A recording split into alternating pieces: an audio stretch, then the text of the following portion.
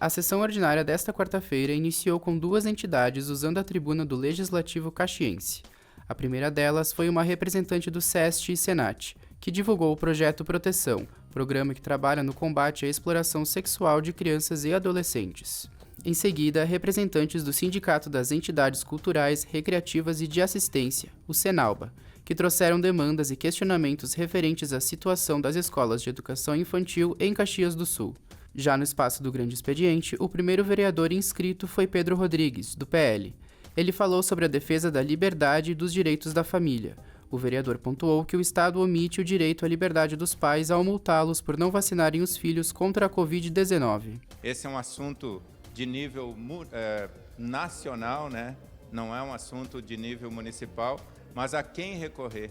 Tem que recorrer a algum representante, assim como também eu propus ali na sessão que a gente possa fazer algum movimento, a trazer aqui autoridades numa audiência pública, fazer moção contra, né, essa lei agora do dia 21 de março, né, que não é lei, na verdade é uma medida tomada pela terceira turma lá que decidiu que os pais fossem multados, né, de 3 a 20 salários mínimos, se houver reincidência, o dobro, né, a punição e ainda passivo de correção monetária. Já o tenente Cristiano Becker, do PRD, trouxe de volta à tribuna o projeto Bombeiro Mirim, iniciativa do 5º Batalhão Bombeiro Militar. O vereador destacou que a iniciativa ajuda no desenvolvimento de crianças, incentivando valores do respeito e da solidariedade. Aqui em Caxias do Sul nós estamos na segunda edição do projeto Bombeiro Mirim, que é o que traz para as nossas crianças, né? Treinamento, serem multiplicadores dessa questão de salvar pessoas, de trazer uma vida com mais respeito, com mais solidariedade, e é isso que o Corpo de Bombeiros traz hoje. Eu quero parabenizar, então, o Corpo de Bombeiros Militar, né, que tem feito esse trabalho. O projeto Insulife foi destacado pela vereadora Marisol Santos, do PSDB.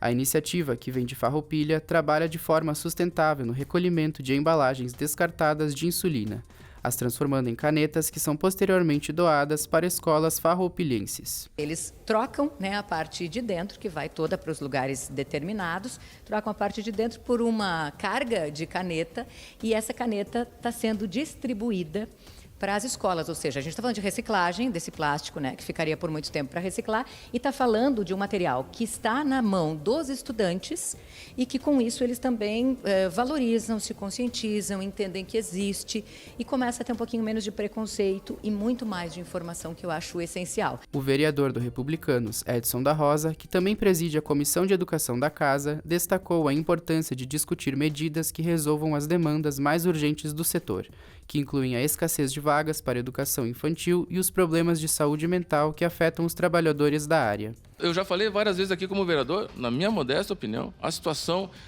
do número de crianças na educação infantil do município de Caxias do Sul para zerar a fila é insolúvel. É insolúvel. Nós não vamos, não terá governo. Hoje nós temos mais de 3 mil crianças em fila de espera. Desses 3 mil crianças em fila de espera, mais de 1.000 é berçário. B1. De 0 ano até 11 meses e 29 dias. Um atendente para meia dúzia de crianças com 2 até 8. É só nós fazermos as contas. Mas, enfim, eu trago esse assunto porque e aí, óbvio que o sindicato faz o seu trabalho, nós vamos fazer o nosso enquanto comissão, nos colocamos inteiramente à disposição para fazer essas discussões. Encerrando o espaço do Grande Expediente, Sandro Fantinel, do PL, voltou a falar sobre a burocracia enfrentada por moradores que desejam iniciar construções nas regiões de bacia de captação, devido à regulamentação da Zona das Águas. Ele disse que convocará uma audiência pública com as autoridades envolvidas na pauta para buscar soluções para a demanda. Isso é inadmissível. Isso é tomar conta do que é dos outros. É querer mandar no que é dos outros. Então, por este motivo, senhoras e senhores, eu chamei uma audiência pública para essa casa, onde várias autoridades estarão aqui, colocando as suas posições sobre essa situação, porque não adianta ficar fazendo reunião para marcar reunião. O povo está cansado. Chega dessa palhaçada de gastar dinheiro público para fazer reunião, marcar reunião. Vamos ter que resolver esse problema, e será nessa audiência pública, porque o povo vai estar aqui presente. E eu quero ver resultado.